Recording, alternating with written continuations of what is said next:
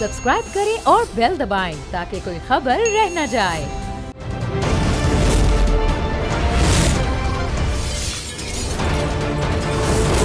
बोल news headquarter. बिस्मिल्लाहिर्रहमानिर्रहीम, अस्सलाम वालेकुम। बोल न्यूज़ की खुसूसी नशरियात के साथ मैं सलमान मिर्ज़ा आप सभी को खुशामदीद कहता हूँ। जनाब, एक और हंगामा खेज दिन। आज अदालत का एक बड़ा फैसला भी निकल कर सामने आया, कई ऐसी खबरें भी निकल कर सामने आई जिस पर आज बात की जाएगी, लेकिन साथ साथ वो नाम निकल कर नहीं आया जिस पर काफ़ी ज़्यादा बात की जा रही है। और 30 से 32 नाम तो सामने हैं, लेकिन किसके सर पर वो हम बैठेगी वो अभी तक पता नहीं चल रहा है कि जनाब निगरां वजीर आजम कौन होगा। इस हवाले से भी आज बात करेंगे। और साथ साथ साइफर की बाज़गश्त एक बार फिर से सुनाई दे रही है। पाकिस्तान तहरीक इंसाफ इसको अपने हक में इस्तेमाल कर रही है। हालांकि इस साइफर पर कई किस्म के सवालात उठते हैं। ये साइफर की पूरी मालूमात जो इंटरसेप्ट निकलकर सामने आया है उससे भी पता चलता है कि जनाब ये साइफर की हकीकत है क्या। और अगर एक सेकंड के लिए मान लिया जाए कि साइफर में वाकई में हकीकत है, पहले तो वो तमाम चीजें उसी तरह से नहीं है, लेकिन अगर होती तो जनाब अगर ये मान भी लिया जाए तो फिर सवाल ये पैदा होता है कि मौजूदा वजीर आजम जो कि उस वक्त साइफर का मामला जब था तहरीक इंसाफ के सरबरा, उनकी जानिब से सीक्रेट एक्ट की खिलाफ वर्जी हुई है। अगर एक डॉक्यूमेंट जो कि सीक्रेट डॉक्यूमेंट है वो अफशा किया गया, जलसे में लहराया गया, उसको खो दिया गया और खुद उन्होंने अपने इंटरव्यू में इंकशाफ किया कि उनको नहीं पता कि वो कहां मौजूद है, किधर चला गया है। लेकिन ये तमाम चीजें इस तरफ निशानदही करती हैं कि अगर एक डॉक्यूमेंट खो सकता है जो कि काफी ज्यादा सीक्रेट है तो कई और डॉक्यूमेंट्स भी खो सकते हैं और फिर इस तरह से सीक्रेट एक्ट की खिलाफवर्जी होती है और खान साहब के लिए मजीद मुश्किलात भी आगे चल के पैदा हो सकती हैं। इन तमाम चीज़ों पर आज बात करेंगे। अमीर अब्बास साहब सीनियर एंकर पर्सन है, तज्जियाकार हैं, इस वक्त मेरे साथ मौजूद हैं, और राना एहसान साहब इस वक्त हमारे साथ मौजूद हैं, मुस्लिम लीग नून के सीनियर रहनुमा हैं। उनसे ज़रा गुफ्तगू का आगाज़ करते हैं। राना साहब ये बताइएगा, ये साइफर की बाज़गश्त दोबारा से कल निकल कर आई है और चाहे वो मौजूदा हुकूमत, खैर हुकूमत पार्लियामेंट तो तहलील हो गई है, निगरां वजीर आजम का नाम नहीं बात निकल कर आया, इस पर ज़रा डिस्कशन करेंगे। लेकिन पाकिस्तान तहरीक इंसाफ इसको अपने हक में इस्तेमाल कर रही है, कह रहे हैं देखें साइफर एक हकीकत था और पता चल गया है, लेकिन जो उनके मुखालिफिन है वो उसको अपने तरफ से इस्तेमाल कर रहे हैं। लेकिन सर कई सवालात पैदा होते हैं। पहले तो बात, वो मालूमात प्रॉपर है ही नहीं जो मालूमात होती हैं, और उन्होंने तस्दीक करने की कोशिश भी नहीं की जो इंटरसेप्ट की चीजें निकलकर सामने आई। अगर ये बात एक सेकंड के लिए राना साहब मैं मान भी लूं कि ये साइफर हकीकत पर मबनी हो सकता है, तो फिर तो ये सीक्रेट एक्ट की खिलाफ वर्जी है कि आपको बतौर वजीर आजम एक चीज पहुंचाई गई, एक डॉक्यूमेंट पहुंचाया गया जो इंतहाई सीक्रेट होता है, लेकिन आपने उसको जलसे में लहरा दिया और आपने अपने इंटरव्यू में ये एतराफ किया कि आपने उसको खो दिया। क्या कहेंगे सर? देखिए, डेफिनेटली ये तो जो है इस चीज का एतराफ तो इमरान खान साहब खुद कर चुके हैं कि वो गुम हो चुका है, और अगर वो कहीं गुम होके पहुंच गया है या आपने पहुंचा दिया है तो ये तो एक संगीन जुर्म आपने कमिट किया है जिसके तहत आपके ऊपर कार्रवाई हो सकती है, ये इसमें कोई डाउट नहीं है। देखें, मैंने इंटरसेप्ट का वकील पढ़ा, उसमें कोई नई बात नहीं है जो पहले डिस्कस ना हो चुकी हो, और उसके अंदर एक ही वही जो कॉन्वर्सेशन है कि अगर रशिया गए और नो कॉन्फिडेंस अगर उसमें हो गए तो फिर हम आपको चीजें भूल जाएंगे। देखें, सीधी सी बात है, ये तो रशिया गए, हम तो रशिया उसके बाद 4 दफा गए, और 4 दफा जाने के बाद हमने उनसे तेल भी खरीदना शुरू कर दिया। तो आज जिस चीज के ऊपर वो कह रहे थे कि हम भुलाएंगे नहीं या भुला लेंगे अगर नो कॉन्फिडेंस जो है वो कामयाब हो गई, वो काम हम 4 दफा हमने कर लिया पीडीएम ने, और उसके बाद हमने तेल भी खरीदना शुरू कर दिया। तो हमने तो 4-5 गुना उससे बढ़ के कर लिए जिस साइफर में उसका तज़किरा हो रहा है। अच्छा, दूसरी बात ये देखें, इमरान खान साहब जो हैं वो 200 दफा इंटरव्यू दे चुके हैं वेस्टर्न मीडिया को, और उधर एक दफा उन्होंने अमेरिकन साजिश या रजीम चेंज या इंपोर्टेड हुकूमत की बात नहीं की। उन्होंने कहा कि लोकल कंस्पिरेसी थी। नहीं, उन्होंने यहां पर भी बात बोली है, उन्होंने बात बोले कि अब ये बहुत पुरानी बात हो गई, अमेरिका का ताल्लुक ही नहीं था, ये तो यहीं से शुरू। फिर तो इंपोर्ट एक्सपोर्ट की बात भी होगी ना कि यहां से इंपोर्ट की गई, वहां से एक्सपोर्ट की गई। वो तो हर इंटरव्यू के अंदर एक नया इंकशाफ हो जाता है राना साहब। तो मैं वही कह रहा हूं, ये चीज अब बार बार उठाना इनकी डेस्परेशन शो करता है कि इनके पास और कुछ नहीं है सवाए के झूठ को और फैलाने के लिए और बढ़ाने के लिए, लेकिन अपने आप को इन्होंने फंसा लिया। एक तो ये कहा कि ये फौजी लीक हुआ है, तो फौजी लीक कहां से होना है? वो साइफर तो जहां मौजूद है, जिनके पास मौजूद है, वो तो इसकी रसाई नहीं है किसी जूनियर ऑफिसर को, या वैसे भी ये तो फॉरेन ऑफिस का मामला है, और अगर ये लीक हुआ है तो ये फिर वही साइफर है जो इमरान खान साहब के पास था। और अगर ये लीक हो गया है तो फिर वो, मैं समझता हूं कि उन्होंने अपने आप चले सर, मैं लीक से आगे बढ़ता हूं। लीक हुआ नहीं हुआ उसकी बात भी नहीं, लेकिन जो एक तरफ से एतराफ किया गया कि हाँ ये था, पता नहीं कहां गुम हो गया, मुझे नहीं पता। राना साहब, लेट्स सपोज आप खुद ये एतराफ करते हैं कि आपके पास साइफर की कॉपी थी और आप वजीर आजम हैं और आपने खो दी उसको, तो सर ये अपने अंदर कितना बड़ा जुर्म हो सकता है सीक्रेट एक्ट की खिलाफ वर्जी के तहत? देखें, डेफिनेटली ये तो अगर आप एक सीक्रेट कॉन्वर्सेशन जो कि ऑफिशियल सीक्रेट एक्ट के तहत उसकी रसाई या उसका जो प्रोटेक्शन है वो फर्ज है, और वो आप उसको कहें कि मेरे से गुम हो गया, तो आप कोई केजी क्लास के बच्चे तो नहीं है कि जिससे चीज कोई गुम हो गई और बाद में मिली नहीं। तो मैं समझता हूं कि ये इस पर डेफिनेटली ऑफिशियल सीक्रेट एक्ट की वायलेशन लगती है और इस पे कार्रवाई बनती है। कार्रवाई बनती है, बिल्कुल। हमारा राब्ता अमीर अब्बास साहब से भी दोबारा बहाल हुआ है, उनको भी जरा शामिल गुफ्तगू करते हैं। अमीर भाई, अस्सलाम वालेकुम। अमीर भाई, good to see you after a long time. Sir ये बताइएगा कि आज भी काफी सारी चीजें निकल, मैं तो फैसला कलअदम हुआ है उस पर भी जरा बात करूंगा, वो भी निकल कर आए। लेकिन सर ये साइफर की बाज़गश्त एक बार फिर से, और गालिबन जब से ये साइफर का मामला उठाया ये तीसरी या चौथी बार है कि निकलकर सामने आया है। आपका क्या मौक़िफ़ है सर ये साइफर के मामले में? देखिए, इस बार तो मामला पाकिस्तान से बाहर से आया है, पाकिस्तान के अंदर से किसी सहाफी ने या इमरान खान ने या उनकी पार्टी ने बात नहीं की है। इस बार तो मामला द इंटरसेप्ट ने, जो दुनिया का एक बड़ा मारूफ वेब सोर्स है और इसको कोट भी किया जाता है, यानी ये वो वेब सोर्स है कि जिसको लोग कोट करते हैं, ये उनकी तरफ से सामने आया है। और ये सोर्स उन्होंने खुद एक मेंशन किया है कि उन्होंने ये साइफर कैसे हासिल किया, उसका सोर्स क्या है। मजीद अगर कोई इसको इन्वेस्टिगेट करना चाहे तो पाकिस्तानी हुकूमत अपने तौर पे कर सकती है कि वो सोर्स सही है या गलत है, और ये साइफर यहाँ से अमेरिका के उस साफी या उन इन्वेस्टिगेटिव जर्नलिस्ट के हाथों में कैसे पहुंचा जिन्होंने इस खबर को शाया किया। लेकिन इसमें एक बात की तो तायद हो रही है सलमान, जो इमरान खान कह रहे थे, जो अल्फाज वो अदा कर रहे थे साइफर के बारे में, अल्फाज कमोबेश वही इस इंटरसेप्ट की स्टोरी में भी सामने आए हैं। इमरान खान ने कहा कि असद मजीद जो पाकिस्तानी सफीर थे उनसे डोनाल्ड डू की मुलाकात हुई, साइफर में कहा, और ये बात इंटरसेप्ट ने भी कही। फिर उस मुलाकात में डोनाल्ड डू ने जिक्र किया इमरान खान साहब के दौरे रूस का, वो भी मौजूद है उसमें। फिर यूक्रेन वॉर की बात हुई, वो भी उसमें मौजूद है।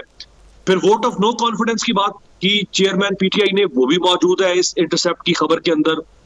और अमेरिका का डिस्प्लेयर पाकिस्तान की तरफ और उस हुकूमत की तरफ जिसकी बात की पीटीआई के चेयरमैन ने, वो बात भी इसमें मौजूद है। सो कंटेंट जो पहले हम सुनते आ रहे थे वो कंटेंट तो इसमें मौजूद है। अब अगर हुकूमत पाकिस्तान ये समझती है कि ये गलत है और ये बुहतान है, तो हमें सू करना चाहिए इंटरसेप्ट को। अच्छा, इसकी एक मिसाल दुनिया में मौजूद है, वो है ली कुआन यू की सूरत में, जो सिंगापुर का लीडर था। ली कुआन यू का ये वतीरा था कि जब भी वेस्टर्न मीडिया उसके खिलाफ कोई प्रोपेगेंडा करता था तो वो फौरन उसको सू करता था, और उसने बहुत सारे डैमेजेस विन किए हैं उनके खिलाफ। हमें तो वैसे भी डॉलर्स की जरूरत है इस वक्त, तो हम सू करें इंटरसेप्ट को कि उन्होंने गलत खबर फैलाई है और पाकिस्तान को दुनिया भर में।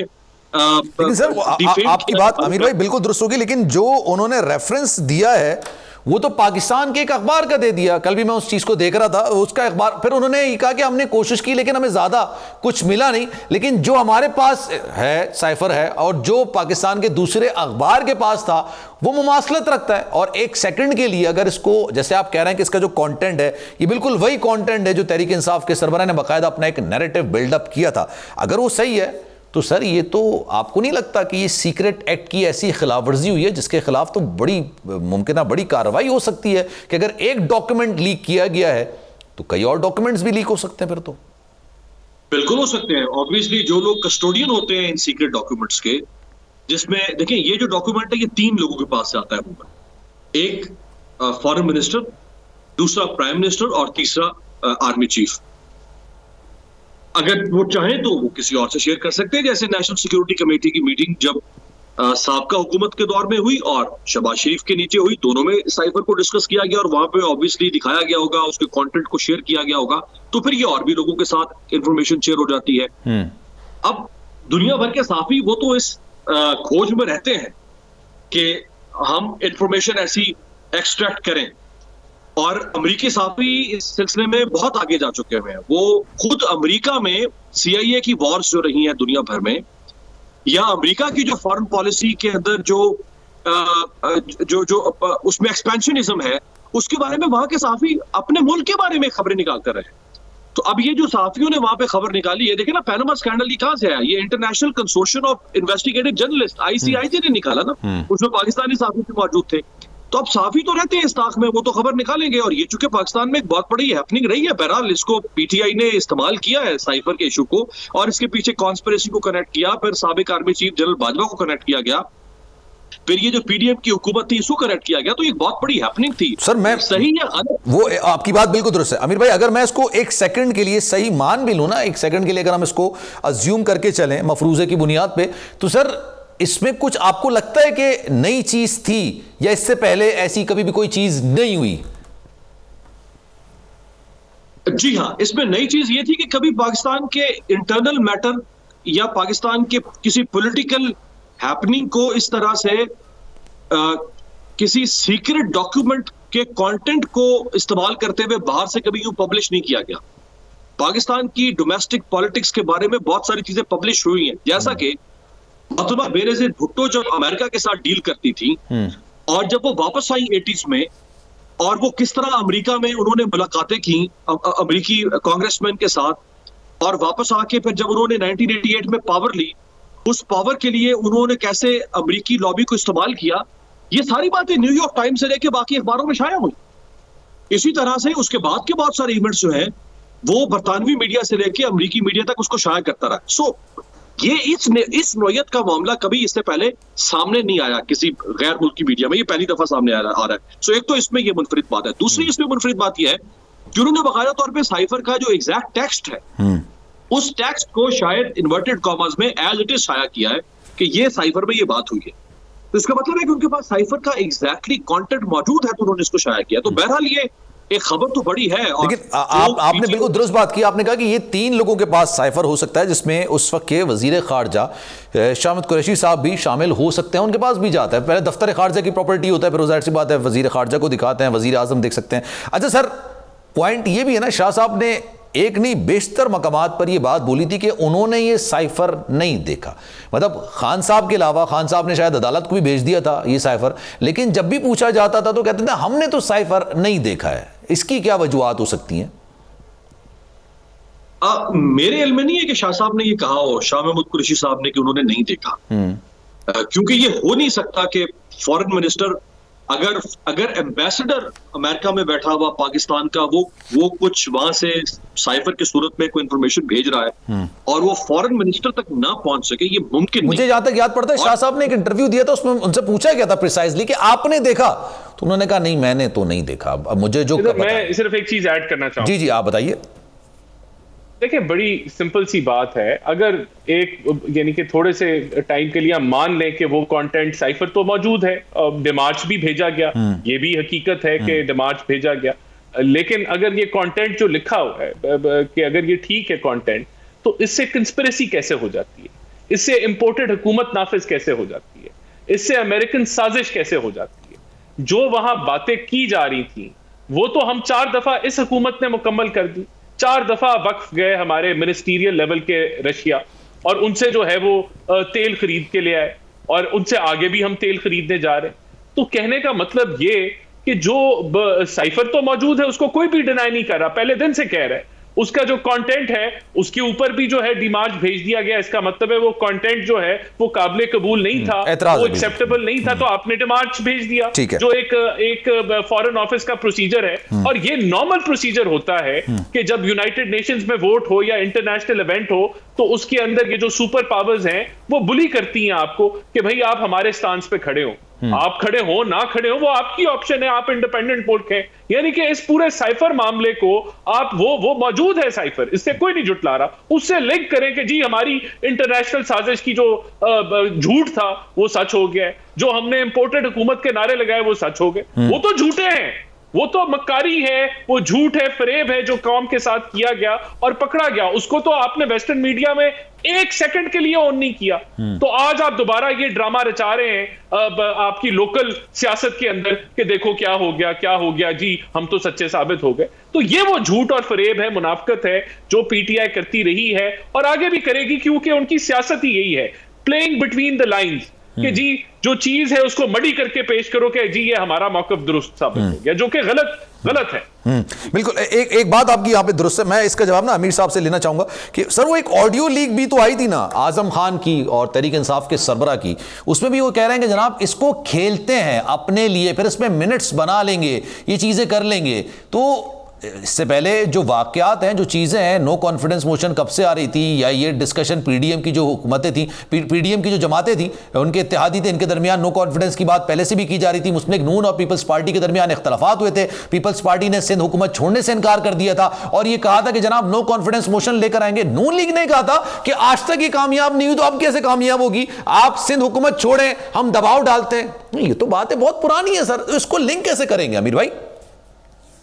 देखिए इसको लिंक तो हम तो नहीं कर रहे, इसको तो लिंक पीटीआई जो इसको अपने इक्तदार के जाने की वजह समझती है, वो जो जिस तरह इसको लिंक करती रही है वो मैं आपके सामने रख देता हूँ। यानी पीटीआई के चेयरमैन ये कहते रहे हैं कि बाहर से जो प्रेशर डाला अमेरिका की तरफ से, वो उस जमाने के आर्मी चीफ जनरल बाजवा पर डाला गया या उनको कन्वे किया गया, और फिर जनरल बाजवा ने यहां इमरान खान के जो इत्तेहादी थे, जिनमें से वो जमातें भी हैं कि जिन जमातों का माजी ये रहा है कि वो इस्टेब्लिशमेंट के साथ चलती हैं और इस्टेब्लिशमेंट के कहने पर वो इमरान खान के साथ भी तो वो इस्टेब्लिशमेंट के कहने पर आई ना। ये तो पीडीएम खुद कहती है, ये तो पीडीएम कहती है कि ये जो एमक्यूएम को बिठाया गया 2018 में, बलूचिस्तान अवामी पार्टी को बिठाया गया, इनको इस्टेब्लिशमेंट ने बिठाया, जनरल बाजवा ने बिठाया, जनरल फैज हमीद ने बिठाया, ये तो पीडीएम कहती है ना।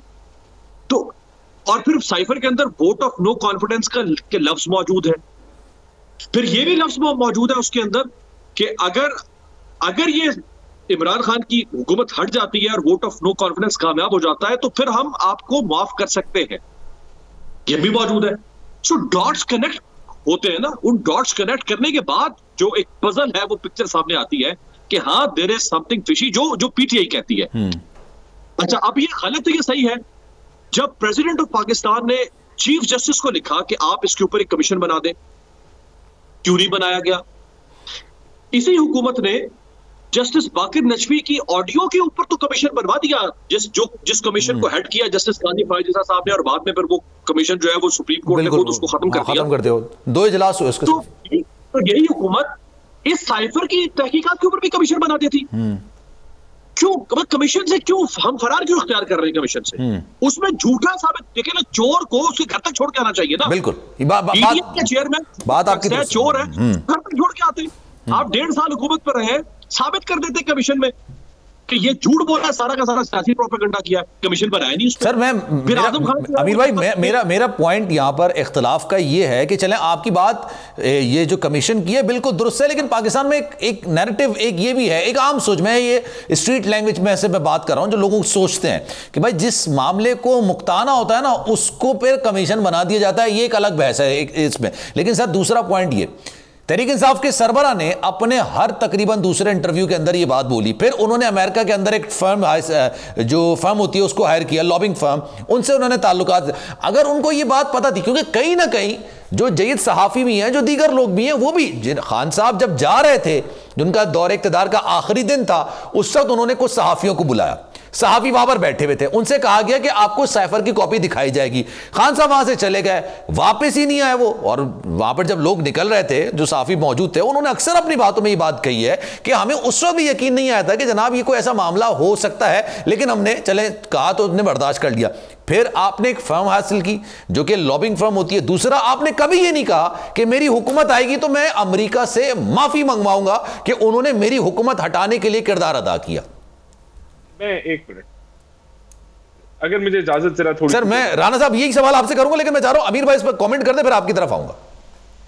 जी देखिए, जहां तक लॉबिंग फर्म का ताल्लुक है ना, तो लॉबिंग फर्म्स तो अमेरिका में, दुनिया के कई मुल्क, खास तौर पे जो हमारे जैसे थर्ड वर्ल्ड कंट्रीज हैं, जिनकी सियासत डिपेंडेंट है अमेरिका के ऊपर, और इंटरनेशनल इंस्टीट्यूशंस के ऊपर, और वो इंस्टीट्यूशंस लिंक्ड हैं अमेरिकन डिसीजन मेकिंग के साथ, तो हमारे जैसे मुल्क एज ए कंट्री और इवन एज पॉलिटिकल पार्टी यानी पीपल्स पार्टी ने मोहतरमा बेनजीर भुट्टो ने बाकायदा तौर पे लॉबिंग फर्म हायर की और उन्होंने वहां से उस लॉबिंग फर्म के जरिए से उन्होंने अपने लिए लॉबिंग करवाई वहां पे। इसी डिस्कशन पे राना एहसान साहब क्या कहते हैं, उनका जवाब लेंगे, एक ब्रेक के बाद वापस आएंगे।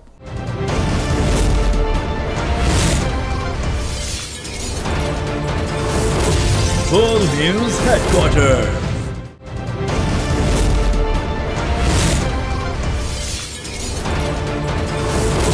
World News Headquarters. जनाब वेलकम बैक। खुसूसी नशियात में एक बार फिर से आप सभी को खुशामदीद कहते हैं। मीनवाइल कंवर दिलशाद साहब ने भी मुझे ज्वाइन किया है, उनको भी जरा शामिल गुफ्तगू करेंगे। लेकिन राना साहब, आप कुछ कहना चाह रहे थे, मैं माजरत क्योंकि वो बात चल रही थी इसलिए मैं आपके टेक नहीं ले सका, लेकिन आप क्या कहना चाह रहे थे उस वक्त? मैं तो समझता हूं कि ये इस झूठे प्रोपेगेंडा को कि यहां कोई इंपोर्टेड हुकूमत नाफिज हुई, इसको फौकियत नहीं देनी चाहिए, क्योंकि इसको तो अंग्रेजी में इमरान खान ने भी एक दफा नहीं कहा कि अमेरिकन कंस्पिरेसी हुई। आप यानी कि रिकॉर्ड निकाल के देख लें, अंग्रेजी में इमरान खान ने एक दफा नहीं कहा कि ये रिजीम चेंज जो है ये अमेरिकन स्पॉन्सर्ड था। उर्दू में कहा है, लेकिन अंग्रेजी में 200 इंटरव्यू जो उन्होंने वेस्टर्न मीडिया को दिए उसको नहीं कहा। आप फिर वो टाइमलाइन देख लें कि जब ये कहा कि आप जो है जुडिशल कमीशन क्यों नहीं बना देते, भाई 5 मेंबर सुप्रीम कोर्ट के बेंच ने उस मामले को देखा कि जब इन्होंने रद्द कर दिया वो नो कॉन्फिडेंस मोशन इसी साइफर की बेसिस पे, तो उन्होंने वो मामला स्टडी किया, उसको रद्द कर दिया। ये इस काबिल भी नहीं है मामला। उन्होंने रूलिंग का कहा, कासिम सूरी साहब की रूलिंग का कहा था कि वो रूलिंग खिलाफ स्टडी किया, साइफर को उसको स्टडी किया, उस एलिगेशन को भी स्टडी किया और उसको रद्द कर दिया। ये मैं कह रहा हूं मामला इस काबिल भी नहीं है, ये इतना भी मेरिट नहीं रखता कि इस पे आप जो है वो जुडिशियल कमीशन बैठाएं, क्योंकि इतना बौंडा मामला है।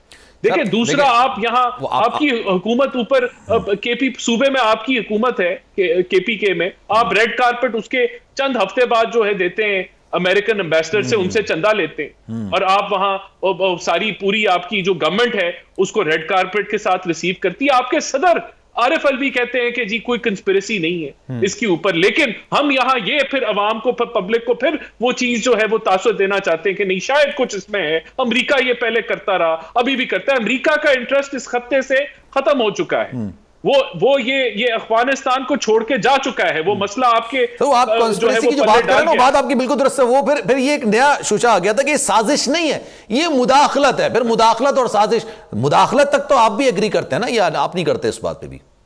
तो वो तो हर रोज होती है। अगर यूएन का वोट आ गया है तो अमेरिका आपको कहेगा भाई ये वोट आपने मेरे मुताबिक डालना है, आप कहेंगे भाई नहीं हमने डालना, हम अपने मुताबिक डालेंगे।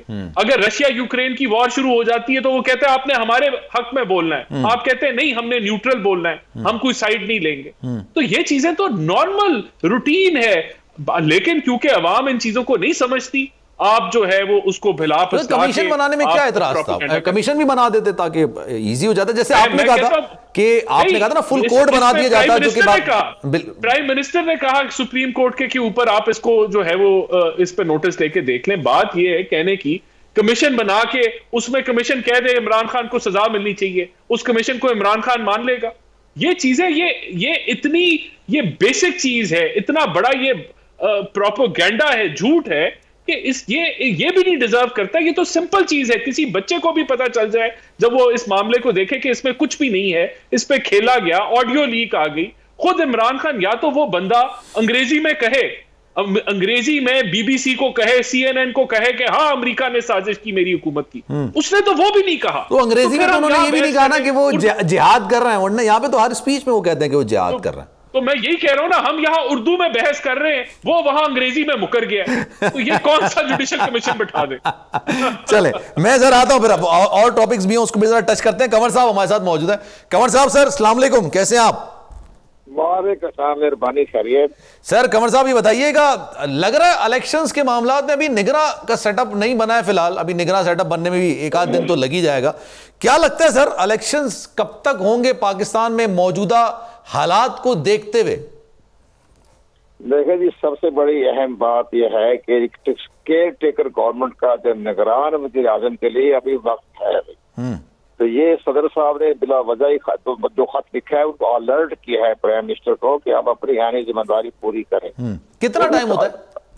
वो ये कल 12 अगस्त तक जो है वो उन्होंने लीडर ऑफ द अपोजिशन और लीडर ऑफ द हाउस ने अनाउंसमेंट करनी है। अगर इन दोनों के दरमियान में इत्तेफाक राय ना हो सका तो ये पार्लिमानी कमेटी में केस हो जाएगा। पार्लिमानी कमेटी के 8 रुकन हैं, 4 अपोजिशन के हैं, 4 गवर्नमेंट के हैं, और वहां भी अगर ये 2 दिन के अंदर फैसला ना हो सका तो फिर ये जाएगा इलेक्शन कमीशन पाकिस्तान को, और फिर इलेक्शन कमीशन पाकिस्तान ने 48 घंटे में ये फैसला करना है।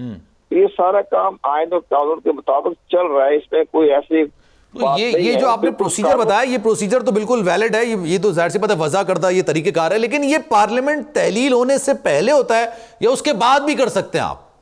बाद में भी कर सकते हैं। जो मेंबर कौमी असम्बली है ना, मेंबर को वहां से 2 सेनेटर लेंगे तो मेंबर कौमी असम्बली का ले लेंगे, जाहिर है वो तो कौमी असम्बली के मेंबरान की खिदमात तो हासिल की जा सकती है। तो आइन में लिखा हुआ है ना, आइन के आर्टिकल 224 पढ़े, उसमें सारा मुकम्मल डिटेल जो है उन्होंने रोड मैप दिया हुआ है। और ये जो प्राइम मिनिस्टर और लीडर ऑफ द हाउस और लीडर ऑफ अपोजिशन जो मुज़ाकरात कर रहे हैं, ये बिल्कुल रोड ऑफ द मैप के मुताबिक चल रहा है, आर्टिकल 224 के मुताबिक चल रहा है। इसमें कोई आए की खिलाफवर्जी। और अगर दोनों ये कह देते हैं कि हमें मजीद वक्त चाहिए 48 घंटे का, 72 घंटे का, तो आइन क्या कहता है, कानून क्या कहता है कि ये वक्त इनको दिया जाना चाहिए? नहीं, वक्त नहीं मिलेगा। तो वक्त जो मुतय्यन कर दिया गया है उसके मुताबिक होगा फैसला, और वो ऑटोमेटिकली फिर पार्लिमानी कमेटी में चला जाए। तो सर पार्लियामानी कमेटी जो बनाते हैं, जाहिर सी बात है वो बनाई जाती है लीडर ऑफ द हाउस की तरफ से, अपोजिशन लीडर की तरफ से, तो ये सेनेट के मेंबरान लेंगे? स्पीकर कौमी असेंबली जो है वो कमेटी की तश्कील देंगे, 4 अपोजिशन के, 4 गवर्नमेंट के। इसमें उसका स्पीकर का रोल होता है, इसमें बाकी किसी का रोल नहीं होता। अच्छा, और किसी का रोल नहीं होता, वही डिसाइड करते हैं कि किसका कौन बनेगा। राना साहब ये बताइएगा, ये निगरां सेटअप के मामले में इतना क्या सोचो विचार है, क्या ऐसा क्या नाम लेकर आ रहा है जो डिसाइड ही नहीं होके दे रहा? राना साहब ये क्या है?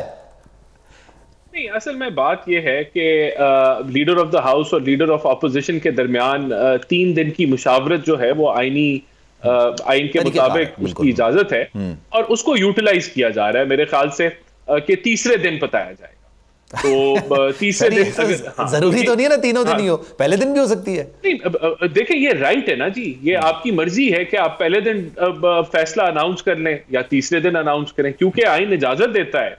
तो अगर तीसरे दिन नहीं हम अनाउंस कर पाते तो फिर इसका मतलब है कि कोई मसला है या दाल में कुछ काला है। उससे पहले मैं समझता हूं कि ये क़यास राय करने की जरूरत नहीं है, क्योंकि हम अपना टाइम लेके तसल्ली के साथ तीसरे दिन उम्मीद है कि कंसेंसस जो है वो हो जाएगा। नहीं हुआ अगर तो फिर वो 2 दिन आगे पार्लियामानी कमेटी, और बहानी हुआ तो 2 दिन आगे इलेक्शन कमीशन, और फैसला हो जाएगा। चलें, शेख उस्मानी साहब ने भी हमें ज्वाइन किया, जरा उनसे भी जरा तफसीली बात कर लेते हैं। शेख उस्मानी साहब, अस्सलाम वालेकुम सर, कैसे हैं आप? वालेकुम सलाम सर, ये आज ये फैसला कलअदम करार दे दिया सुप्रीम कोर्ट की जानिब से, कैसे देखते हैं सर इस सारे मामले को? आपको हुकूमत पार्लियामेंट तहलील होने के 1 रोज़ बाद ये फैसला आया कि जनाब ये जो रिव्यू ऑर्डर था इसको अब कलअदम करार दिया जाता। आपको लगता है कि इससे नवाज शरीफ साहब या जहांगीर तरीन साहब की सियासत पे कोई किसी तरीके से असर पड़ेगा? देखिए, इससे असर तो नवाज शरीफ को तो कोई खास नहीं पड़ेगा असर, क्योंकि नवाज शरीफ साहब की पहली जो कन्विक्शन थी उसके खिलाफ एक अपील अभी तक पेंडिंग है हाई कोर्ट, और जब भी वो वापस आएंगे तो वो जेल में जाएंगे और उनकी अपील की हियरिंग होगी। और अगर उसमें वो अपील से उनकी जो कन्विक्शन सेटिस्फाइड हो गई तो जो उनकी हयात जो नाअहली थी वो वैसे ही खत्म हो गई, क्योंकि एक लॉ बन गया है जिसमें ये कहा गया है कि अब जो तायात नहीं होगी नाअहली 5 साल के लिए होगी, तो वो तो नवाज शरीफ के लिए इतना नुकसान नहीं। लेकिन आप ही कह रहे हैं नवाज शरीफ साहब जब भी आते हैं तब उनको अल्टीमेटली, चाहे वो रिव्यू वाला मामला हो, चाहे उनकी पिटीशन जो पेंडिंग पड़ी हुई है, दीगर मामला हो, उनको एक दफा पाबंदे सलासल होना पड़ेगा, उसके बाद सारे मामला होंगे, यही है सर? जी हाँ, ठीक है। अच्छा सर, मैं थोड़ा जी कंटिन्यू करें, आप कंटिन्यू करें। हाँ, मैं जहाँ तक जहांगीर तरीन साहब का मामला है, उनकी तो कोई कन्विक्शन नहीं थी, उनका तो सिर्फ ये था कि वो साबिक अमीन नहीं रहे और इस वजह से उनको नाअहल कर दिया। जी जी, तो अब उसके लिए जो अब ये इन्होंने जो बनाया था लॉ, उसमें ये कहा था कि रिव्यू जो होगा वो तकरीबन अपील की तरह होगा। यानी आमतौर से रिव्यू तो 5 मिनट में खत्म हो जाती है, 95% रिव्यू जो होती है डिसमिस हो जाती है, और उसमें सिर्फ कोई बहुत सी शाज़ नाज़िर कोई ऐसा पॉइंट हो जो कि मिस हो गया हो, अगर वो पॉइंट आउट करें तो फिर रिव्यू कामयाब होती थी। ठीक है तो सर। यहाँ पर क्योंकि उन्होंने लॉ में चेंज कर दिया था, उसको रिव्यू को तकरीबन अपील बना दिया था, तो इस वजह से चांसेस थे कि जहांगीर तरीन साहब को फायदा होता। लेकिन अगर वो नहीं रहा लॉ, तो उस वक्त में अगर रिव्यू रहेगी तो मेरे ख्याल में उनकी चांसेस बहुत कम। ठीक है सर, मैं कुछ ये कानूनी मामलात भी आपसे डिस्कस कर लेता हूं आपकी मौजूदगी का फायदा उठा के। सर, ये नई हल्काबंदियां, नई मरदमशुमारी के तहत अब तो ये ज़ाहिर सी बात है फैसला हो गया मुश्तरका मफादात कौंसिल में कि उसी के तहत इलेक्शन होने। सर, इसमें 2-3 महीने तो इलेक्शन कमीशन को दरकार होंगे, फिर 90 डेज का टाइम आइन के अंदर दर्ज होता है। सर, इसको आइनी कवर किस तरह से मिलेगा अगर इलेक्शन 4-5 महीने बाद होते हैं, या मैं चलें 91 डेज के बाद होते हैं? 90 डेज तक का तो टाइम है ना? नहीं, देखिए उसमें यहाँ सिचुएशन ये है कि ये आर्टिकल 51 जो कॉन्स्टिट्यूशन का है, आर्टिकल 51(5), उसके तहत ये है कि हल्का बंदियां जो होंगी वो जो लेटेस्ट सेंसस होगा उसकी बिना पर। लेटेस्ट सेंसस जो है वो डिजिटल सेंसस जो हुआ था वो मई में हुआ था, और मई के बाद अगर ये लोग हल्का बंदियां शुरू कर देते तो अब तक तो हो गई होती, लेकिन उन्होंने नहीं की, ये गवर्नमेंट की इनएफिशिएंसी समझे। तो अब अगर इलेक्शन कमीशन को कहा जाए इलेक्शन कराने के लिए, तो वो हल्का बंदियां अगर शुरू करेंगे तो उसमें 3-4 महीने तो लग ही जाएंगे, उससे पहले तो हो नहीं सकेगा। तो 3 महीने की जो लिमिट है वो तो पूरी नहीं होगी। तो लेकिन उसमें फिर वो आर्टिकल 254 कॉन्स्टिट्यूशन का, इसमें यह है कि अगर कोई चीज मौके पे नहीं होती जो जिस टाइम पे लिखा हुआ है आइन में, तो फिर उसमें अगर कोई वजूहत उसके लिए होती है जो सॉलिड होती है, तो उसको वो उसकी वजह से वो चीज जो होती है वो इलीगल नहीं होती, तो उसमें बच जाएंगे। लेकिन बासूरत उनको काम करना पड़ेगा शुरू से, इलेक्शन कमीशन को अभी से शुरू करना पड़ेगा। ठीक है सर। शाइक उस्मानी साहब, thank you so much for your time. Rana साहब भी हमारे साथ मौजूद थे, आपका भी सर बहुत शुक्रिया। एक लेते हैं ब्रेक के बाद वापस आएंगे, गुफ्तगू का सिलसिला आगे बढ़ाएंगे।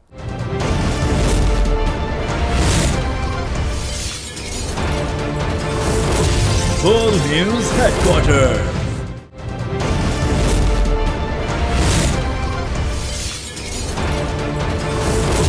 Full News Headquarters. जनाब, प्रोग्राम में एक बार फिर से आपको खुशामदीद कहते हैं। साइफर के मामले पर मजीद बात करेंगे। साबिक सफीर अली सरवर नकवी साहब इस वक्त हमारे साथ मौजूद हैं, उनसे जरा मजीद बात करते हैं, क्योंकि सफीर रह चुके हैं, उनको ज्यादा बेहतर तरीके से पता है साइफर के मामला क्या होते हैं, और फिर से साइफर का इंटरसेप्ट वाला मामला निकलकर सामने आया। नकवी साहब, अस्सलाम वालेकुम सर, कैसे हैं आप?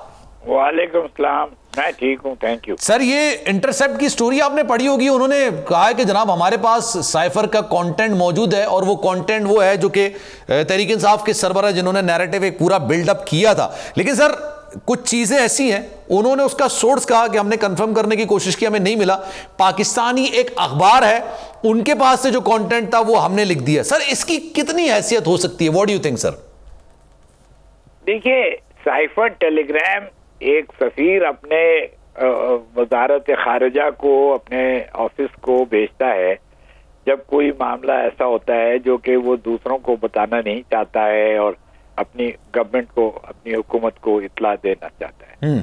तो इस मामले में एक कोई लंच हुआ था, कोई असराना था किसी जगह, तो उसमें अमेरिकन जो असिस्टेंट सेक्रेटरी ऑफ स्टेट है, नायब वज़ीर खारजा, उसने हमारे सफीर को ये कहा कि पाकिस्तान में अगर इमरान खान की हुकूमत दोबारा आती है और ये नो कॉन्फिडेंस जो है कामयाब नहीं होता है, तो पाकिस्तान के लिए मुश्किलात हो जाएंगी।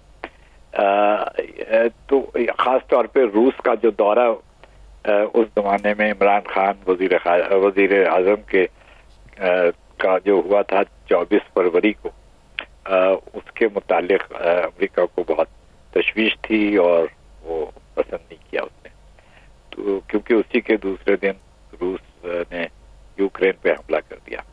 तो ये बैकग्राउंड है, ये जो उस वक्त बात आपकी बिल्कुल दुरुस्त है। मैं नकवी साहब ये पूछना चाह रहा हूँ, अगर लेट सपोज एक सेकंड के लिए मफरूज़े की बुनियाद पर मैं मान लूँ कि जनाब वो जो इंटरसेप्ट ने एक स्टोरी की है कि भाई ये साइफर के कंटेंट हमारे पास मौजूद है, अगर ये साइफर जो आप कह रहे हैं कि ये सफ़ीर बाकायदा वजारत खारजा को भेजता है, वज़ार खारजा शायद वज़ीर खारजा को दिखाते हैं, वज़ीर आज़म भी उसको देख सकते हैं, तो सर पॉइंट ये होता है कि अगर वो लीक होती है तो उस पर फिर क्या कार्रवाई हो सकती है?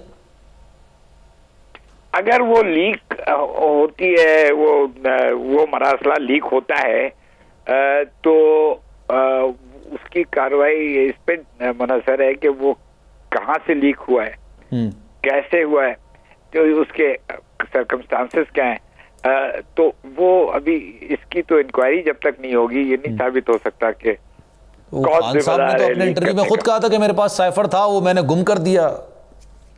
हाँ, वो उन्होंने ये कहा, गालिबन अखबार में यही खबर आई है। और बात सुने, आपको मैं ये बताऊं कि इंटरसेप्ट की कहानी जो है या स्टोरी वो बिल्कुल 100% मुसल्लमा नहीं है, यानी उसमें भी कुछ बातें सही हैं, कुछ बातें सही नहीं हैं। तो बहरहाल कहने का मकसद है कि ये अगर ये लीक होता है तो वो ऑफिशियल सीक्रेट्स एक्ट जो हमारा है कि जो भी एक कानूनी सरकारी खुफिया मरासला या कोई इंफॉर्मेशन इतला पब्लिक कर दी जाए तो वो ऑफिशियल सीक्रेट्स एक्ट के तहत वो एक जुर्म है। तो सर ये इससे पहले आपने कभी देखा इस तरह की नज़ीर मिली है कि साइफर आया हो और वो किसी तरह का भी साइफर हो लेकिन उसको आप जलसे में लहरा दें या आप पब्लिक करना शुरू कर दें या आप बताना शुरू कर दें?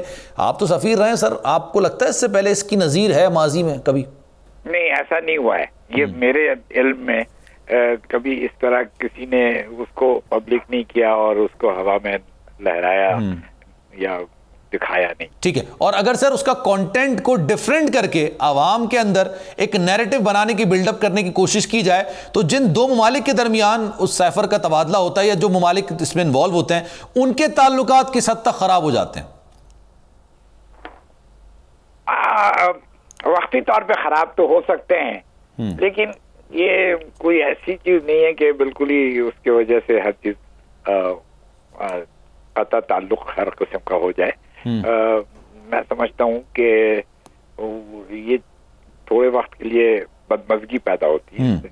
तो सर ये जो साइफर आया था तहरीक इंसाफ के सरबरा की जानिब से जलसे में लहराया गया, मुख्तलिफ इंटरव्यूज के अंदर डिस्कशन की गई इसको, आप इस अमल को कैसे देखते हैं सर? अगर आप भेजते ये साइफर तो आपको कैसा फील होता? क्या बहुत गैर मुनासिब अमल है और ऐसा करना नहीं चाहिए, ऐसा करना नहीं चाहिए। खासकर वजीर आजम के ओहदे पे जो उस वक्त तायुन है उसको ये सही नहीं करना, ये उसको जेब नहीं देता कि ऐसी बात करे। चलें sir, thank you so much for your time जनाब। सरवर नकवी साहब हमारे साथ मौजूद है, आप सबका बहुत शुक्रिया। सलमान मिर्जा को दीजिए इजाजत। जिंदगी रही, सेहत रही, आपकी दुआएं रही तो इंशाल्लाह कल 10 बजे प्रोग्राम तब्दीली के साथ आपके साथ फिर मुलाकात होगी। ख्याल रखिएगा अपना, अल्लाह हाफिज।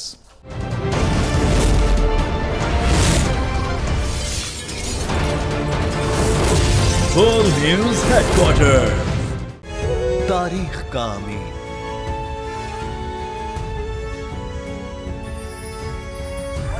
आजादी की अलामत,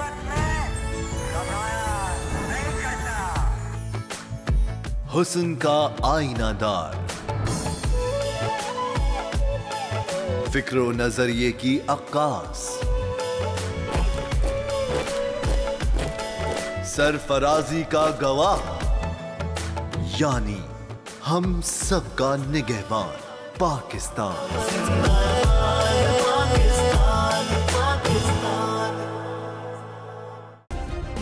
सब्सक्राइब करें और बेल दबाएं ताकि कोई खबर रह न जाए।